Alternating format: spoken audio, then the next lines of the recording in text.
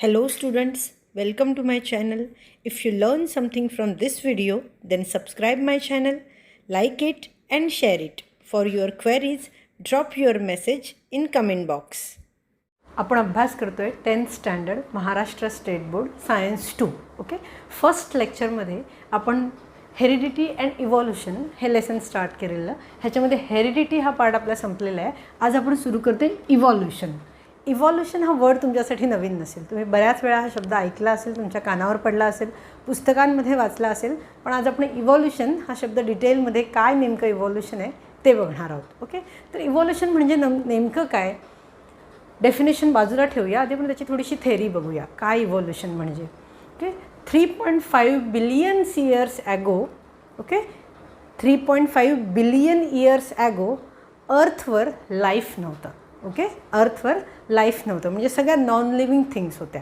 त्याच्यानंतर हळूहळू अर्थवर complex molecules form झाले. आता कॉम्प्लेक्स मॉलिक्यूल म्हणजे काय, हेरिडिटी लेक्चरमध्ये आपण प्रोटीन, न्यूक्लियोटाइड्स, अमायनो ॲसिड्स हे जे मॉलिक्युल्स बघितलेले, that is nothing but complex molecules.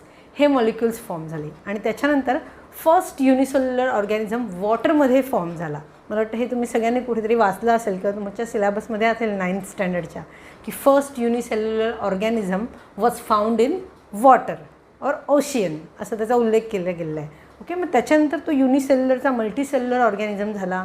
त्याच्यानंतर मल्टीसेल्युलरपासून स्पेसीस तयार झाल्या आणि हळूहळू ग्रॅज्युअल चेंज होत आज जी बायोडायव्हर्सिटी आपण इथे बघतो, म्हणजे जे काय आहे, ॲनिमल्समधल्या ज्या स्पेसीज आहेत, इन्क्लुडिंग ह्युमन बिंग, प्लांट्समधल्या ज्या स्पेसीज आहेत, मायक्रो ऑर्गॅनिझममधल्या ज्या स्पेसीज आहेत, व्हायरसेस, बॅक्टेरियामधल्या ज्या स्पेसीज आहेत, हे सगळं हळूहळू डेव्हलप झालं. मग त्या ज्या नॉन लिव्हिंग थिंग्सपासून आजपर्यंत झालेली जी डेव्हलपमेंट आहे ही हळूहळू झालेली आहे. आणि ही डेव्हलपमेंट होताना नॅचरल सिलेक्शनचा खूप मोठा रोल होता. नेचरने काय सिलेक्ट केलं, कारण असं नाही की प्रत्येक ॲनिमलमध्ये चेंज होत त्या ॲनिमलची जी काय डेव्हलपमेंट झालेली आहे, कारण काही ॲनिमल्स नष्ट पण झाले. आपण डायनासॉरचं एक्झाम्पल सगळ्यांना माहिती आहे. त्यामुळे ही जी ग्रॅज्युअल चेंजेस होते ते चेंजेस होताना निसर्गाने जे सिलेक्ट केलं, नॅचरल सिलेक्शन थ्रू जे सिलेक्ट झालं, त्याच्यामध्ये ग्रॅज्युअल चेंजेस झाले आणि आत्तापर्यंतची बायोडायव्हर्सिटी क्रिएट झाली. ह्याला इव्हॉल्युशन म्हणतात. ओके, नॉन लिव्हिंग थिंग्सपासून आत्तापर्यंतची बायोडायव्हर्सिटी जी काही डेव्हलप झाली ती ग्रॅज्युअली आणि स्लो डेव्हलप झाली. ही डेव्हलप होताना नॅचरल सिलेक्शनचा खूप मोठा रोल होता. जे निसर्गाने सिलेक्ट केलं ते सर्व्हाइव्ह झालं आणि हळूहळू डेव्हलप झालं. याला इव्हॉल्युशन म्हणतात. ओके, बघूया आपण. सो हे आपण एक्सप्लेन केलं. 3.5 बिलियन इयर्स ॲगो लाईफ नव्हतं, मग कॉम्प्लेक्स मॉलिक्युल्स फॉर्म झाले, मग युनिसेल्युलर, मल्टीसेल्युलर आणि हळूहळू डेव्हलप होत बायोडायव्हर्सिटी फॉर्म झाली. ओके, आणि ह्यालाच काय म्हणतात, इव्हॉल्युशन म्हणतात. आणि ह्या इव्हॉल्युशनमध्ये सगळ्यात मोठा रोल कोणाचा आहे, नेचरचा आहे, that is natural selection. Okay, so the gradual changes in living organisms over a long duration as a response to the natural selection. Okay, gradual changes in living organisms over a long duration, ह्याच्यानंतर as a response to the natural selection is called as evolution. Okay, आता हे जे आपण evolution बोललो आहे, युनिसेल्युलरपासून complex ऑर्गॅनिझमपर्यंत हे जे काय डेव्हलपमेंट झालेलं आहे ते स्लो आणि ग्रॅज्युअली झालेलं आहे, हळूहळू झालेलं आहे. ओके, ही जी पहिली थेरी इव्हॉल्युशनची मांडली गेली, ह्याला प्रूफ काय, ह्याला इव्हिडन्स काय, तर ह्या काही इव्हिडन्सेसचा स्टडी आपण करणार आहोत. तुम्हाला इव्हॉल्युशन म्हणजे काय ते क्लिअर झालं, इव्हॉल्युशन क्लिअर झालं. इव्हॉल्युशनची डेफिनेशन महत्त्वाची आहे आणि त्याच्यानंतर ही जी इव्हॉल्युशनची डेफिनेशन आहे, ही डेफिनेशन काय सांगते, युनिसेल्युलरपासून कॉम्प्लेक्स ऑर्गॅनिझम्स म्हणजे आत्तापर्यंत आपण कॉम्प्लेक्स ऑर्गॅनिझम आहोत, आत्तापर्यंत जे काही चेंजेस झालेले आहेत हे स्लो आणि ग्रॅज्युअल चेंजेस झाले आहेत असे इव्हॉल्युशनची थेरी सांगते. मग या थेरीचे इव्हिडन्सेस काय, प्रूफ काय, तर आपण ते प्रूफ स्टडी करणार आहोत. Evidences, that first evidence is morphological evidence. First evidence is morphological. आता मॉर्फॉलॉजिकल इव्हिडन्स म्हणजे काय, बाहेरून आपण कसे दिसतो, माझे डोळे कसे दिसतात, माझं नाक कसं आहे, माझ्या चेहऱ्याचा स्किनचा कलर कुठला आहे, हात कसे आहेत, पाय कसे आहेत, माझी उंची किती आहे, हे झालं मॉर्फॉलॉजी. ओके, आता मॉर्फॉलॉजीमध्ये त्यांनी एक्झाम्पल घेतलेले आहेत. डॉग, फॉक्स आणि डॉंकी हे 3 ॲनिमल्स आठवा तुमच्या डोळ्यासमोर. डॉगला आणा, फॉक्सला आणा आणि डॉंकीला आणा. बघा, तिघांचे डोळे सेम पोझिशनला आहेत, साधारण त्याच पोझिशनला तसंच नाक आहे, सगळ्यांचे कान त्याच पोझिशनला आहेत. ओके. म्हणजे साधारण त्यांचं जे चेहऱ्याचं बाह्यरूप आहे, चेहऱ्याचं ओके, चेहऱ्याचं जे बाह्यरूप आहे ते सारखंच आहे. याचाच अर्थ की ह्यांचा जो फर्स्ट ॲनिमल आहे, म्हणजे हे जे ॲनिमल्स आहेत हे हळूहळू डेव्हलप झालेत, तर ते कुठल्या तरी एकाच ॲनिमलपासून डेव्हलप झाल्याची शक्यता आहे. ओके. नेक्स्ट एक्झाम्पल दिलेलं आहे लिव्ज. ओके, लिव्ज झाडाची पानं, लीफ. तुम्ही लीफ आठवा, कुठलंही लीफ. ओके. प्रत्येक लीफचा जो साधारण आकार, डिफरंट आकार असतात, पण जो ओव्हरऑल त्याचा शेप आहे, ओके, लीफचा जो ओव्हरऑल शेप आहे, सॉरी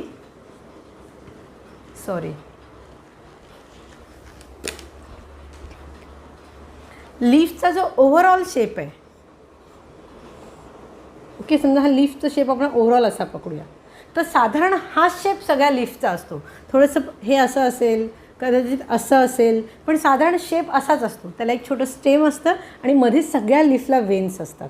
म्हणजे ओव्हरऑल त्यांचा शेप, त्यांचं स्टेम, त्यांच्या वेन्स हे सारखंच असतं.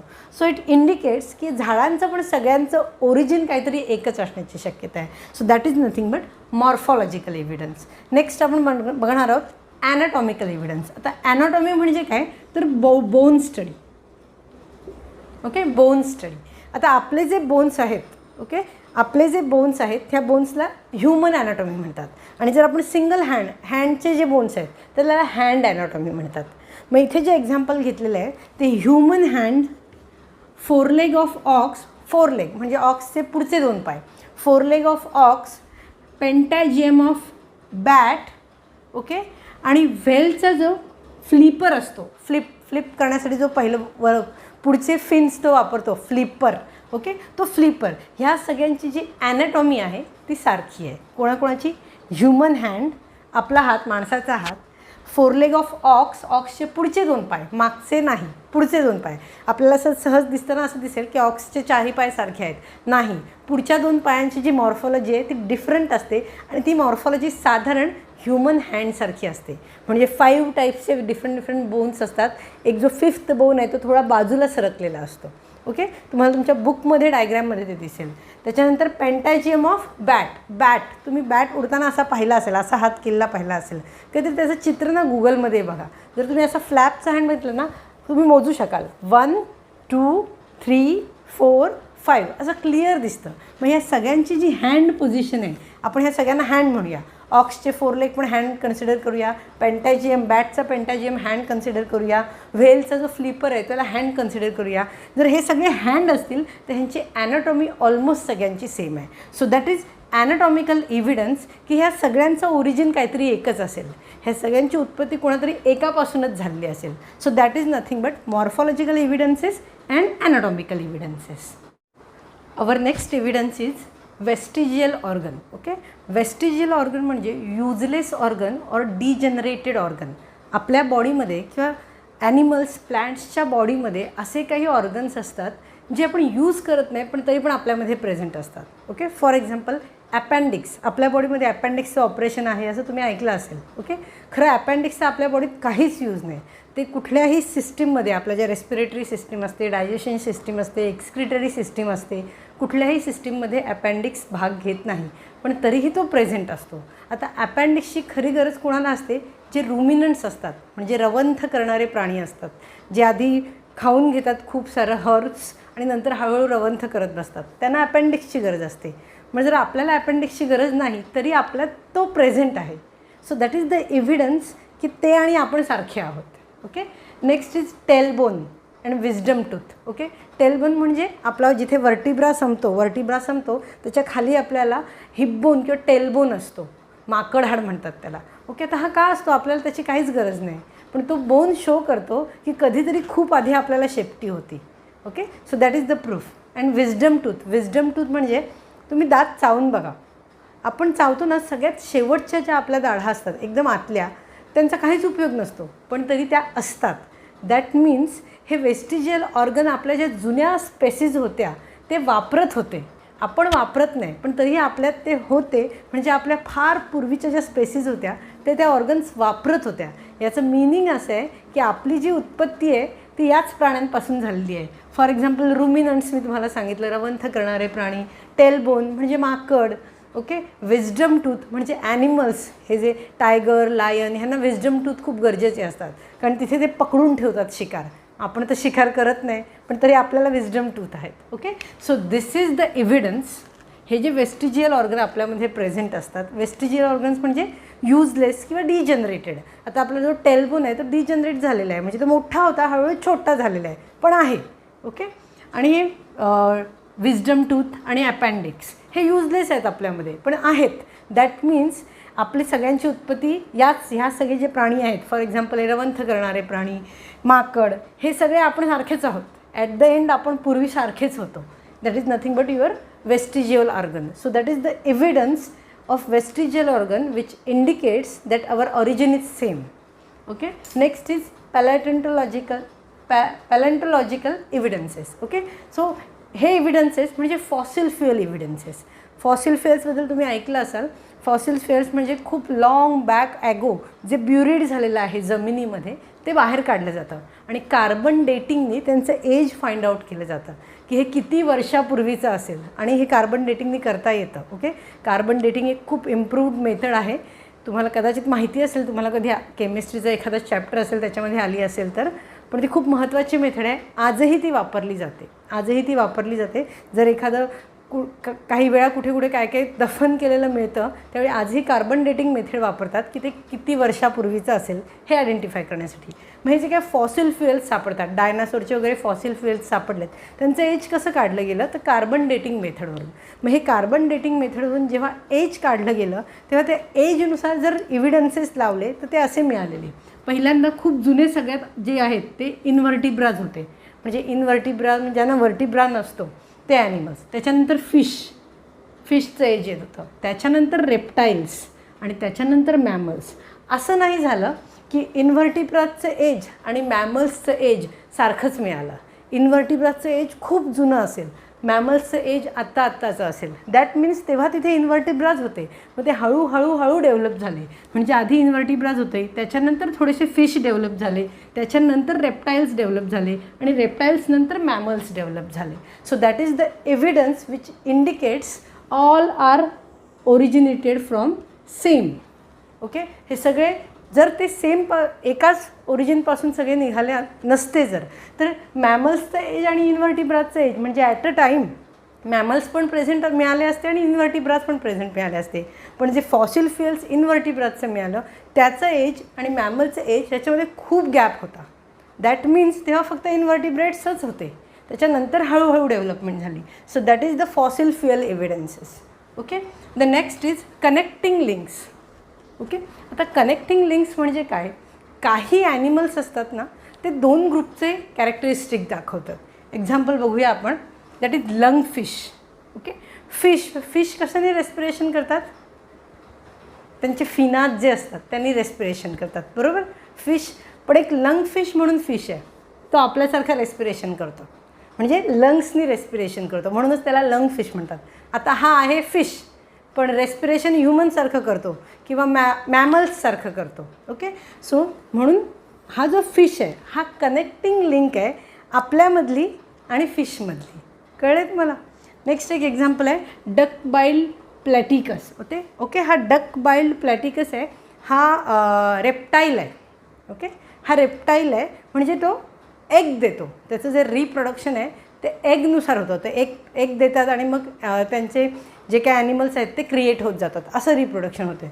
पण ह्याच्यामध्ये मॅमरी ग्लँड्स पण असतात. आता मॅमरी ग्लँड्स कोणामध्ये असतात? मॅमल्समध्ये. जे मुलाला जन्म देतात आणि ज्यांना दुधाची गरज असते ते मॅमल्स. ओके. ज्यांच्या लहान मुलांना दुधाची गरज असते आणि त्याला मॅमरी ग्लँड्स असतात. मग हा एग देतो तरी ह्याच्यात मॅमरी ग्लँड्स प्रेझेंट असतात. म्हणजे हा जो रेप्टाईल आहे हा रेप्टाईलचे पण कॅरेक्टरिस्टिक दाखवतो एग देऊन, पण तो मॅमल्सच्या पण कॅरेक्टरिस्टिक दाखवतो कारण त्याला मॅमरी ग्लँड्स प्रेझेंट आहेत. म्हणजे it is a connecting link between mammals and reptiles. त्याच्यात दोघांच्या पण कॅरेक्टरिस्टिक्स आहेत. समजा तुम्ही असं बोललात ए पासून बी डेव्हलप झाला आणि बीपासून सी डेव्हलप झाला असंच म्हणतोय आपण, हळूहळू इव्हॉल्युशन झालं.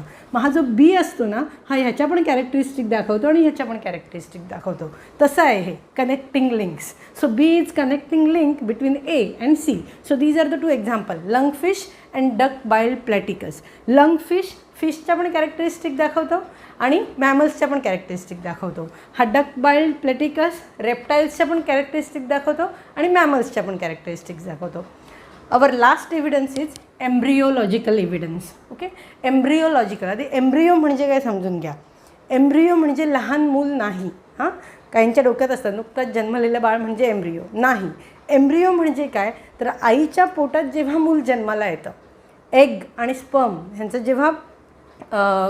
जेव्हा कॉम्बिनेशन होतं आणि जे काही युनिसेल्युलर मग मल्टीसेल्युलर मग त्याच्यानंतर कॉम्प्लेक्स मॉलिक्यूल फॉर्म होतो, त्याची जी इनिशियल स्टेज असते, 1 महिन्याची वगैरे तुम्ही पकडा, 1 महिन्याची, 9 महिने आईच्या पोटात बाळ असतं. मी तुम्हाला ह्युमन बिंगचं एक्झाम्पल सांगते. 9 महिने आईच्या पोटात जे बाळ असतं ती जी स्टेज असते ती एम्ब्रिओ स्टेज असते. त्याच्यामध्ये पण फर्स्ट 3 मंथ्स असतात.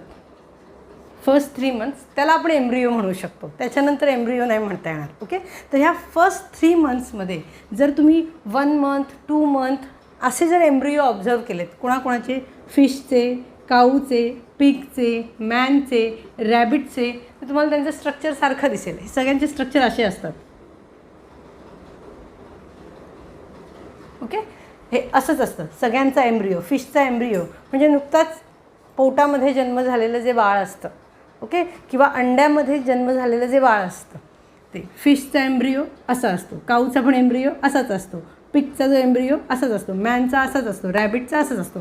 पण हळूहळू जेव्हा तो एम्ब्रिओ मोठा होतो, ओके, म्हणजे 3 महिन्याचं, 4 महिन्याचं, 5 महिन्याचं, 6 महिन्याचं, 7 महिन्याचं आत, पोटाच्या आत, ओके, तेव्हा त्याच्यामध्ये हळूहळू बदल घडतात आणि ते जे बदल घडतात त्यानुसार मग ते वेगवेगळं दिसायला लागतं. पण व्हेरी अर्ली स्टेज, एम्ब्रिओची व्हेरी अर्ली स्टेज, ते सगळे सारखेच दिसत असतात. So that is the stage. So that indicates की हे सगळ्यांचं ओरिजिन एकच आहे. So that is nothing but embryological evidence. Okay, so आपण कुठले एव्हिडन्स बघितले. फर्स्ट आपण मॉर्फॉलॉजिकल एव्हिडन्स बघितले. मॉर्फॉलॉजिकल एव्हिडन्स म्हणजे काय, मॉर्फॉलॉजी सेम असते, वरून सगळे सारखे दिसतात. आपण त्याच्यामध्ये फॉक्स, डॉग आणि डॉंकीचं एक्झाम्पल बघितलं. वरून बघा, कान, नाक, डोळे साधारण सारख्याच ठिकाणी आहेत. So that is morphological evidence. त्याच्यानंतर आपण ॲनाटॉमिकल एव्हिडन्स बघितले. ॲनाटॉमिकल एव्हिडन्समध्ये आपण ह्युमन हँड, त्याच्यानंतर बॅटचा जो पेंटॅजियम असतो तो पेंटॅजियम, व्हेलचा जो फिना असतो तो फिना, आणि अजून एक एक्झाम्पल बघितलं आपण, काऊचे जे ह्याचे ऑक्सचे जे 4 लेग असतात ते 4 लेग, ह्यांची ॲनाटॉमी कशी असते, सारखी असते, म्हणजे यांचा ओरिजिन सारखा असेल. ओके, त्याच्यानंतर आपण बघितलं वेस्टिजियल ऑर्गन. हे एक्झाम्पल्स बघितले. Appendix in human, tailbone in human, wisdom tooth in human. ह्याचा आपण वापर करत नाही तरी पण ते असतात. ओके, आता ह्या अपेंडिक्सचा वापर कोण करतं, रुमिनंट्स. टेलबोनचा वापर कोण करतं, मंकीज, एप्स. ओके, विजडम टूथचा वापर कोण करतं, टायगर, लायन, हे असे ॲनिमल्स करतात. पण हे सगळे आपल्यात आहेत. कशासाठी आहेत, डिजनरेट झालेत, युजलेस आहेत, पण तरी आपल्यात आहेत. कारण आपलं आणि त्यांचं ओरिजिन कुठेतरी सारखं आहे म्हणून ते आपल्यात आहेत. नेक्स्ट आपण पॅलेंटॉलॉजिकल एव्हिडन्सेस बघितले. ओके, ह्या एव्हिडन्सेसमध्ये काय आपल्याला कार्बन डेटिंगनुसार एज माहिती पडतं. हे फॉसिल किती जुनं आहे, किती कोटी वर्षापूर्वीचं आहे. ओके, मग जे आपल्याला इन्व्हर्टिब्राज भेटले ते खूप जुने होते, एकदम जुने. ओके, त्याचं जे एज होतं, समजा आपण असं पकडूया की हे 100 कोटी वर्षापूर्वीचे होते. मग 100 कोटी वर्षापूर्वी मॅमल नाही सापडला, मग तिथे इन्व्हर्टिब्राजच सापडत होते.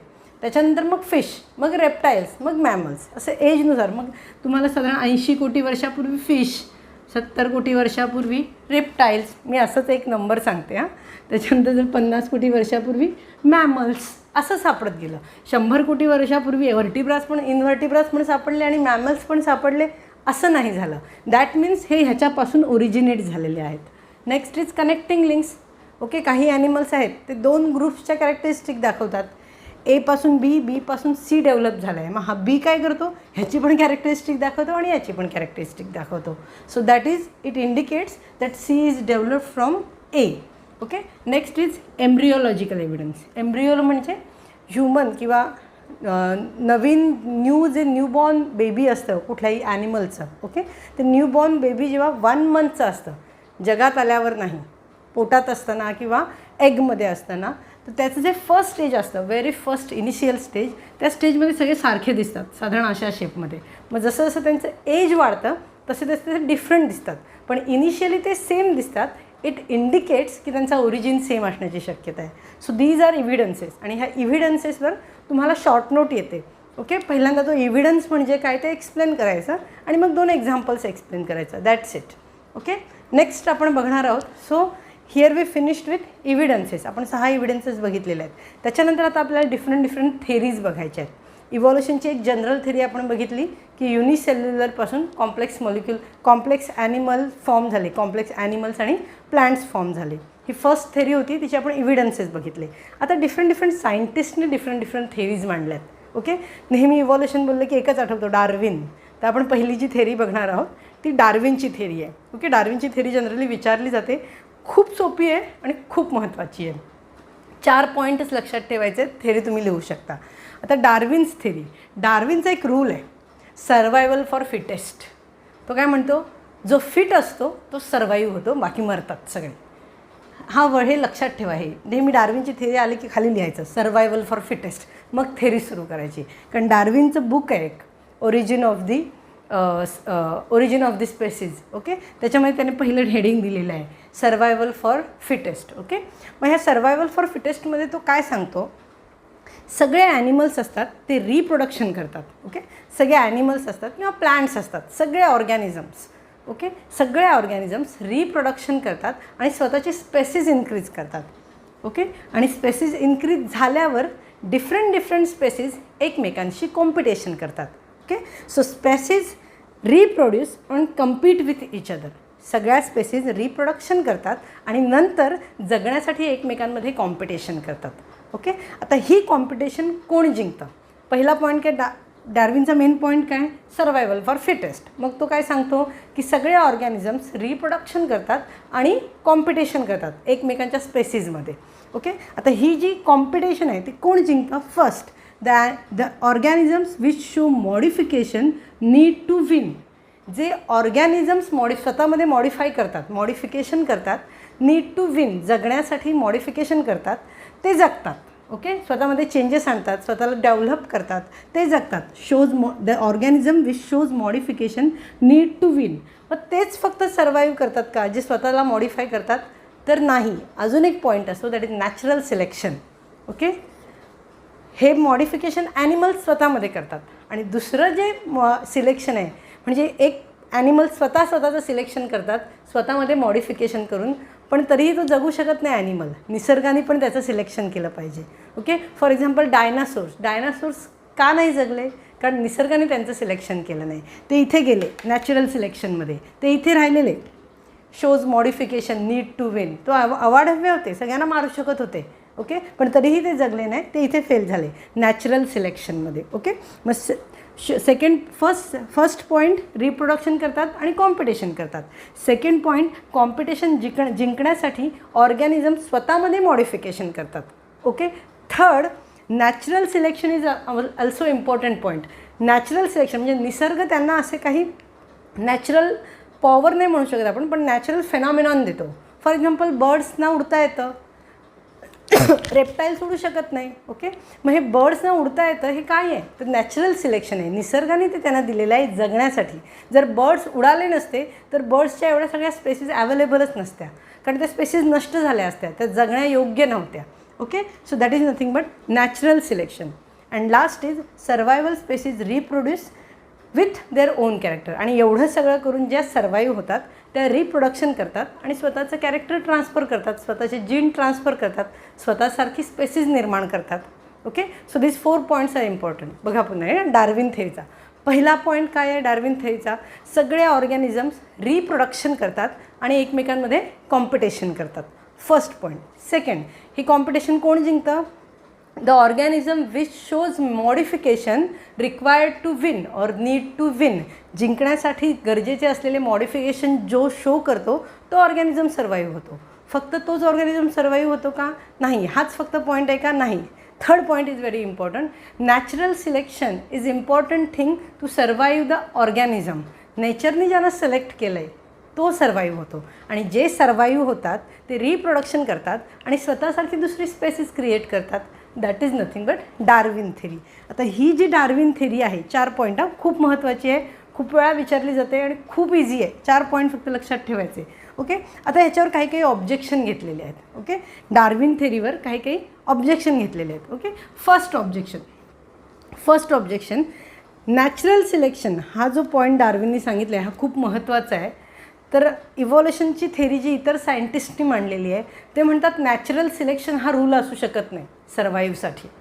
Natural selection is not only rule to survive the animal. That is the first objection. Second objection, डार्विननी कुठेच वेस्टिजियल ऑर्गनचं एक्सप्लेनेशन दिले नाही. त्यांनी सांगितलं जे जिंकतात ते जगतात. ओके, पण मग अशा वेळी आपल्यामध्ये वेस्टिजियल ऑर्गन का आहेत? असं नाही की प्रत्येक वेळी कॉम्पिटिशन होते. ओके, काही वेळा हळूहळू एखादा स्पेसीज नष्ट होत जाते. सो दॅट इज सेकंड की त्यांनी कुठेच वेस्टिजियल ऑर्गनचं एक्सप्लेनेशन दिलेलं आहे. आणि थर्ड आणि इम्पॉर्टंट, जनरली आपण इव्हॉल्युशन काय म्हणतो, स्लो आणि ग्रॅज्युअल चेंजेस. ओके, पण डार्विननी हे त्याच्या थेरीत सांगितलेलं नाही की स्लो आणि ग्रॅज्युअल आहे. त्याची जी प्रोसेस आहे ती थोडी फास्ट आहे इव्हॉल्युशनच्या डेफिनेशनपेक्षा. So these 3 are objections. First objection काय आहे, तर नॅचरल सिलेक्शन हा रूल असू शकत नाही. सेकंड ऑब्जेक्शन आहे की त्यांनी वेस्टिजियल ऑर्गनचं एक्सप्लेनेशन दिलेलं नाही आहे. आणि थर्ड ऑब्जेक्शन आहे evolution is nothing but slow and gradual process. Okay, मग त्याचं एक्सप्लेनेशन पण डार्विननी दिलेलं नाही. सो हे 4 पॉईंट्स म्हणजे डार्विनची थेरी आणि त्याच्यावर 3 ऑब्जेक्शन्स आहेत. 3 are objections. 4 points, 3 objections. Darwin थेरीचा important point, survival for fittest. Okay, And don't forget to subscribe my channel, like it and share it. Thank you.